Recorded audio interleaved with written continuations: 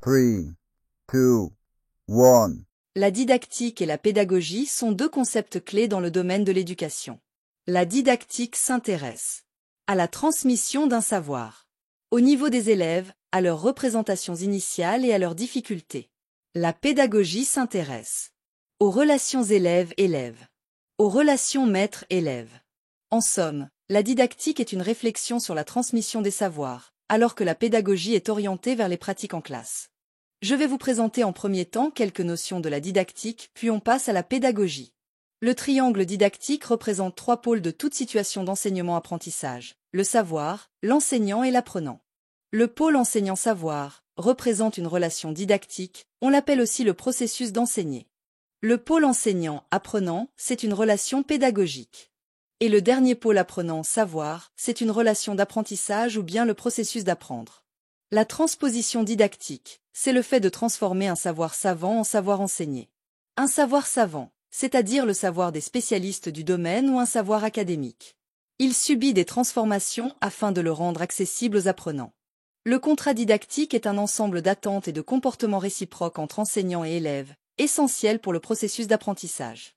Et maintenant on passe à la pédagogie. La pédagogie, c'est l'art d'enseigner.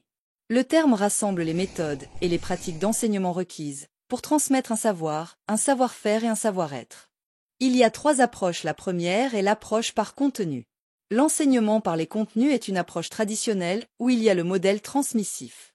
Dans cette approche, l'enseignant est le détenteur du savoir. Il ne fait que transmettre le savoir sous forme de cours magistral, tandis que l'apprenant est dans une situation de passivité, il est passif, il ne réagit pas. Le côté relationnel entre l'enseignant et l'apprenant est raté. La deuxième approche, c'est l'approche par objectif. Elle insiste sur l'atteinte des objectifs préétablis. L'enseignant est un détenteur de savoir. Quant à l'apprenant, il est un récepteur. Elle se constitue en appui sur le behaviorisme. La troisième et la plus importante, c'est l'approche par compétence. Elle est une nouvelle pratique pédagogique qui est apparue avec la Charte nationale en 1999. Dans cette approche, l'apprenant est considéré comme un élément actif, qui participe à la construction de son propre savoir, dans le cadre de la réalisation d'un ensemble de tâches complexes, comme les situations-problèmes pour que l'apprenant puisse mobiliser ses acquis. La compétence, c'est la capacité de mobiliser un ensemble de ressources, de savoir et de savoir-faire pour accomplir un certain nombre de tâches. Il y a deux types de compétences. Les compétences disciplinaires ou spécifiques sont des compétences spécifiques à chaque matière, comme lire, écrire, utiliser le dictionnaire, etc.